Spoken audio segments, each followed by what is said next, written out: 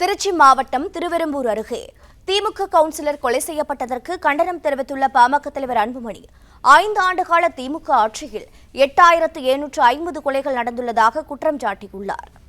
இது பற்றிய விவரங்களை தர இணைப்பில் இருக்கிறார் செய்தியாளர் பாண்டியராஜன். வணக்கம். பாமக தலைவர் அன்புமணியின் குற்றச்சாட்டுகள் என்னென்ன? பாமக தலைவர் அன்புமணி ராமதாஸ் அவருடைய சமூக வலைதள பக்கத்தில் சில கருத்துக்களை பதிவு செய்திருக்கிறார்.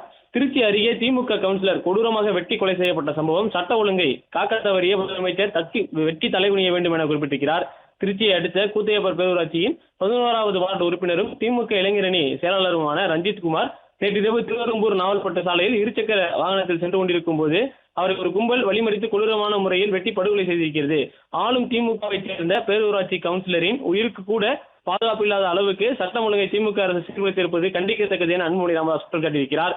திமுக ஆட்சியில் யாருடைய உயிருக்கு பாதுகாப்பு இல்லை என்று அவலநிலை உருவாகி இருக்கிறது தான் திமுக அரசின் சாதனை எனவும் அன்புமணி ராமதாஸ் விமர்சனம் செய்திருக்கிறார்.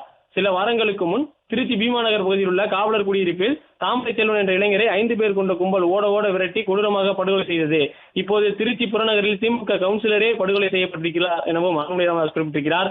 திமுக ஆட்சிக்கு வந்த பின்னர் கடந்த 5 ஆண்டுகளில் 8750க்கும் மேற்பட்ட படுகொலைகள் நடந்துள்ளன எனவும் ஒவ்வொரு நாளும் குறைந்தது 5 படுகொலைகள் நிகழ்த்தப்படுகின்றன எனவும் அன்புமணி ராமதாஸ் குற்றச்சாட்டை முன்வைத்திருக்கிறார்.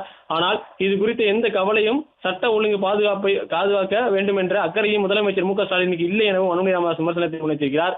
ஒரு மாநில அரசின் முதல் கடமை மக்களையும் சட்டம் ஒழுங்கையும் பாதுகாப்பதுதான். ஆனால் அந்த அடிப்படை கடமையை கூட நிறைவேற்ற தவறியதற்காக முதலமைச்சர் வெற்றி தலைவணிய வேண்டும் எனவும் மக்களை காக்க தவறிய திமுக அரசை இன்னும் 3 வாரங்களில் தமிழ்நாடு மக்களே விரட்டி அடிப்பார்கள் எனவும் அன்புமணி ராமதாஸ் அவருடைய சமூக வலைதள பக்கங்களில் குறிப்பிட்டிருக்கிறார்.